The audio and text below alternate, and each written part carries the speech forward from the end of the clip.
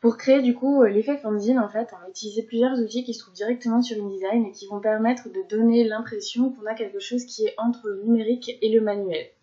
Donc, pour le Fanzine, qui est du coup un magazine créé par des amateurs, qui est une sorte de magazine un peu sauvage, avec beaucoup de choses du coup faites à la main qu'on photocopie, pour le créer en numérique, on va venir travailler plein de petits outils avec des éléments de montage qu'on a récupérés, du papier déchiré, des choses qu'on a écrites à la main, qu'on peut photographier. Et à partir de tous ces éléments-là, on va pouvoir venir construire du coup numériquement pour ne pas avoir besoin de coller par exemple à la main.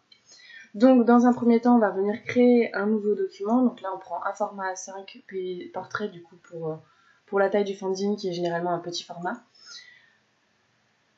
Une fois que le document est créé, on va venir ajouter des grilles et repères qui vont servir à la structure de l'ensemble du document parce que même si c'est un fanzine et que ça peut être fait de manière un peu sauvage, une bonne structure et une grille va permettre de faciliter la lecture et surtout le placement des différents objets, nous, quand on va monter. C'est surtout pour ça que c'est fait.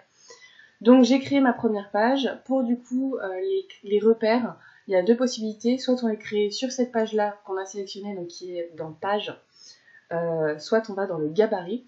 Alors pour rappel, si vous n'avez pas la fenêtre page, vous la trouvez dans fenêtre page ici. Donc là c'est ma page 1 qui se trouve ici, c'est la page de droite, puisque quand on va ajouter d'autres pages, on aura gauche et droite.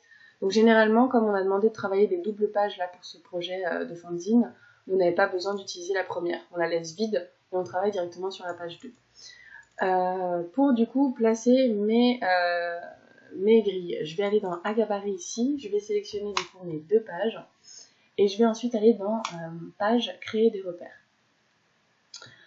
Vous pouvez également du coup changer la disposition des marges qui se trouvent ici en allant dans marge et colonne, chose qu'on peut faire tout de suite du coup puisque dans le fanzine on n'a pas spécialement besoin de beaucoup de marge.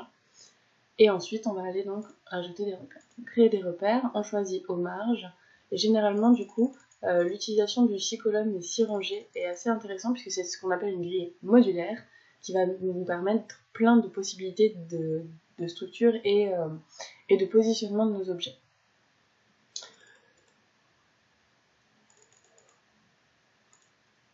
Une fois que la grille est posée sur le gabarit, on retourne sur nos pages et vous voyez que du coup l'ensemble des pages permettent de voir notre grille.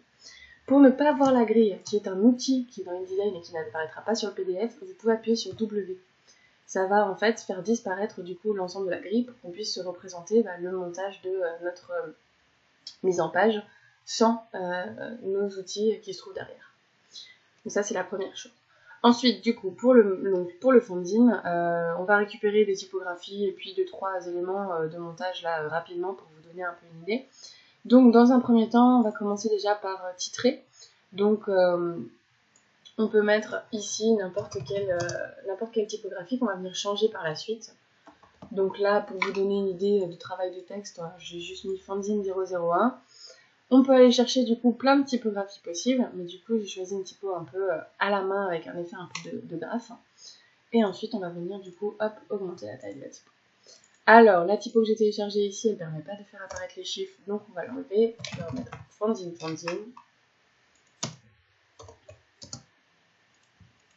Et ensuite du coup comme on a justement notre grille de mise en page, on va venir caler ce qu'on a réalisé dans ma disposition là de ma grille.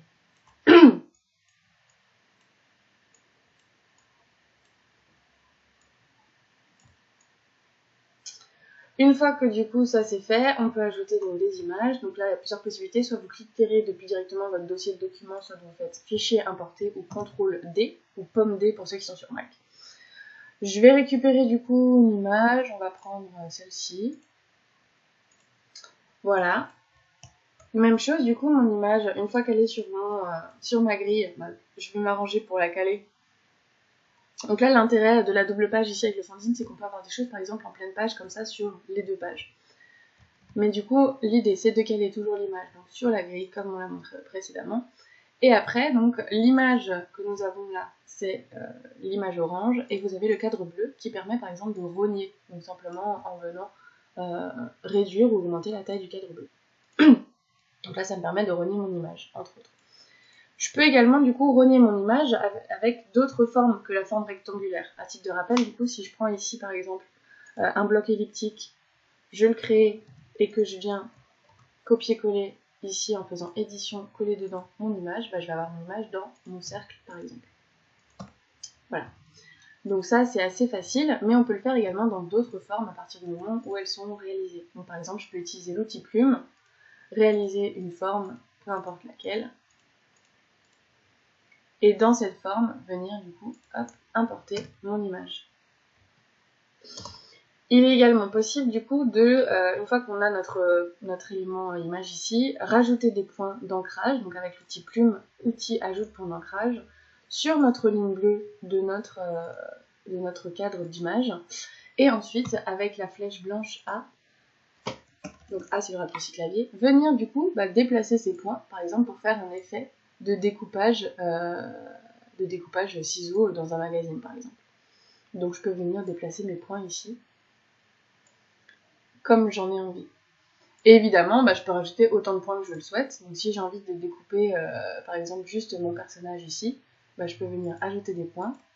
Et puis ensuite venir du coup retoucher mes points, donc toujours avec ma souris blanche, pour donner l'impression que je n'ai fait que découper par exemple mon personnage ici.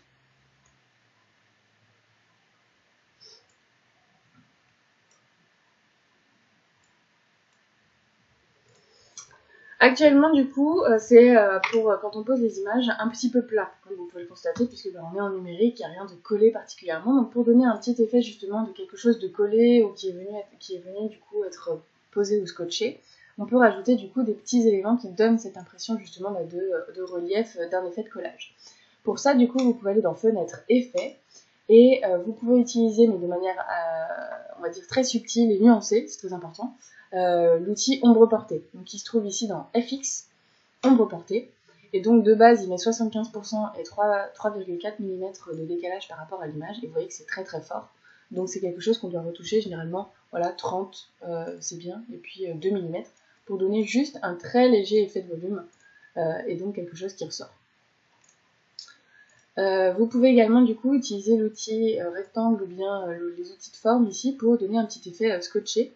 Donc par exemple pour ça je vais créer un rectangle blanc que je vais venir du coup travailler dans l'opacité pour donner un effet un petit peu scotch.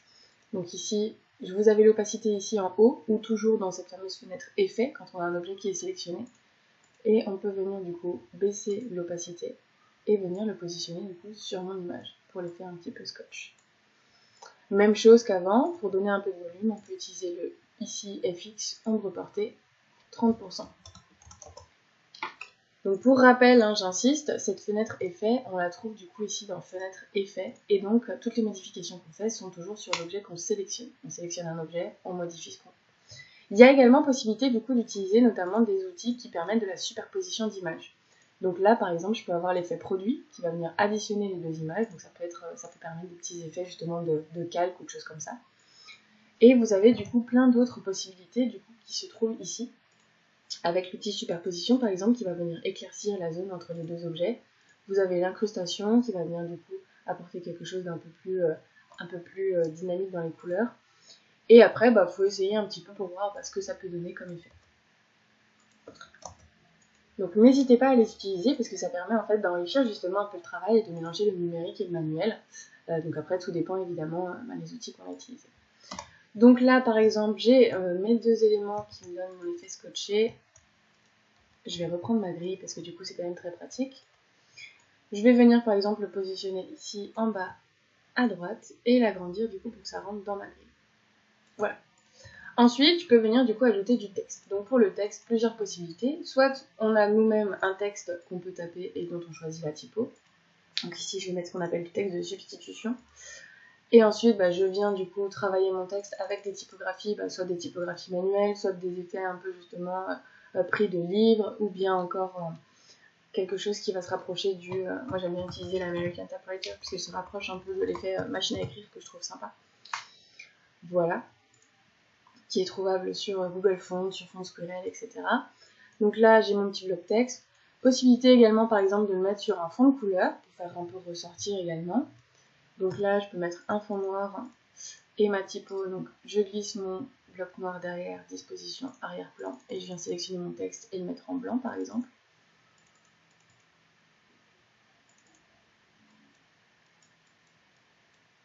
Ok. Et après, on peut également du coup donner, donc là je peux dupliquer également mon bleu scotch si j'ai envie pour donner l'effet scotché.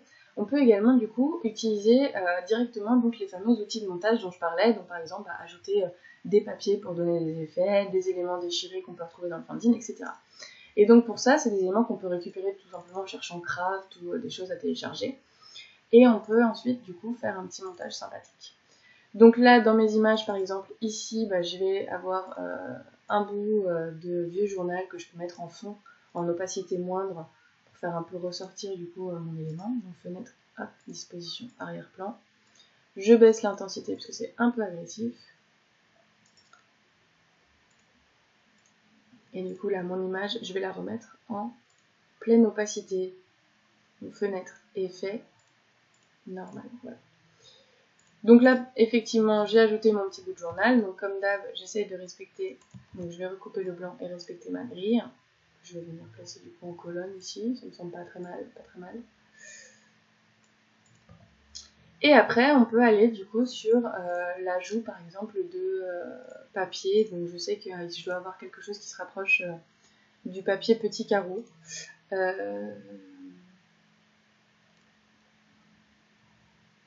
Que je ne trouve pas tout de suite, mais que je peux trouver peut-être ici. Bon, alors le papier carreau, je ne trouve pas. Par contre, ici, on a le craft. Donc, par exemple, je peux venir prendre ma bande de craft et l'ajouter pour donner un effet, du coup, justement, de papier déchiré.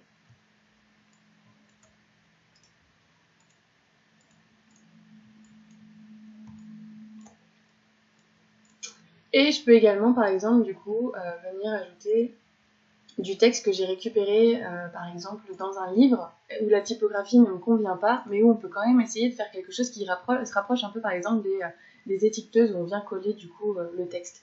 Donc, par exemple, là, j'ai un bloc texte que je vais utiliser. Donc c'est une image, hein, mais avec du texte, j'insiste. Donc par exemple, si vous avez fait une photo d'un texte qu'il y a dans un livre, vous pouvez utiliser cette méthode-là. Donc je vais venir en fait réutiliser mes lignes de texte et je vais venir ensuite dupliquer ces lignes, donc CTRL-C, CTRL-V, et juste rajouter la ligne suivante. Alors là, comme ça rend pas grand-chose, mais vous verrez après que ça peut donner quelque chose d'intéressant. Donc je vais mettre quelques lignes.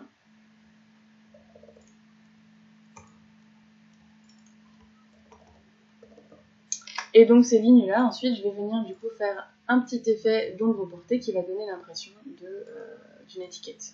Donc fenêtre ombre portée, je vais mettre 30% et 1%. Voilà. Et donc si on s'éloigne, vous voyez que ça fait les fameuses bandes d'étiquettes autocollantes. Qu'on peut venir ensuite positionner un peu comme on veut. Donc toujours en respectant la grille. Donc je peux les positionner ici, par exemple. Et là, du coup, j'ai déjà une première page. Donc après, il faut la deuxième double page, mais je peux venir également faire se superposer des choses au besoin. Donc n'hésitez pas également, par exemple, à mettre des choses entre les deux pages. Il faut juste penser qu'ici, il y aura la relure, mais là, comme on est sur un PDF, c'est pas gênant. Pour le texte, n'hésitez pas également, par exemple, à ajouter des effets d'ombré en multipliant les layers, les cartes de texte. Donc là, par exemple, j'ai mon texte, je le dédouble, j'en change la couleur. Et je peux avoir du coup un petit effet d'ombré en réajustant par rapport à voilà, mon premier bloc de texte. Donc ça, c'est une possibilité. Le texte, on peut également du coup faire ce qu'on appelle une vectorisation de texte. Donc par exemple, je peux avoir un texte classique que je peux venir déformer grâce à la vectorisation. Donc là, par exemple, je vais prendre une typographie où l'ensemble étant capital. Je vais juste le passer en capital comme ça. Voilà. Et donc là, je peux venir le déformer en faisant texte vectorisé. Et donc, en utilisant la fenêtre avec ma souris blanche, vous voyez qu'il y a des points. Et ces points-là, du coup, je peux venir en fait les sectionner pour les bouger et créer comme ça des déformations typographiques. Donc ça, c'est aussi quelque chose qu'on peut faire pour se rapprocher, par exemple, d'une écriture à la main, d'un effet pochoir, de graphes, des choses comme ça. Ou bien pour donner en fait de l'expressivité à la typographie. Donc tous ces petits outils-là, ils sont dans InDesign directement, il n'y a pas besoin de passer par Illustrator ou Photoshop, ce qui est assez pratique. Mais on peut également, du coup, une fois que c'est fini, passer par Photoshop pour quelques dernières modifications, par exemple de colorimétrie ou des choses comme ça. Mais ça, c'est une fois que le fichier est exporté. Voilà, donc une fois qu'on a fait un peu les modifications qu'on veut sur le texte vectorisé, on peut toujours le modifier. Par contre, une fois que c'est vectorisé, on ne peut plus changer en fait ce qu'il y a écrit. C'est un élément important. On peut toujours modifier la taille, modifier du coup les points, mais une fois que c'est vectorisé, ça en fait en fait un objet vectoriel dont on ne peut plus modifier le texte, puisque ça devient une image. Voilà. Je pense que j'ai fait à peu près le tour, et du coup pour tout ce qui est justement lié à ces petits outils, etc., ces petits éléments de montage, c'est assez facile à trouver sur le net. On cherche majoritairement du PNG, puisque le fond est transparent, donc ça permet comme ça d'avoir juste notre élément qu'on peut venir poser. Mais il y a également possibilité tout simplement d'utiliser des images même avec un fond blanc, et donc d'utiliser la souris blanche pour venir ensuite recouper les choses qui nous dérangent.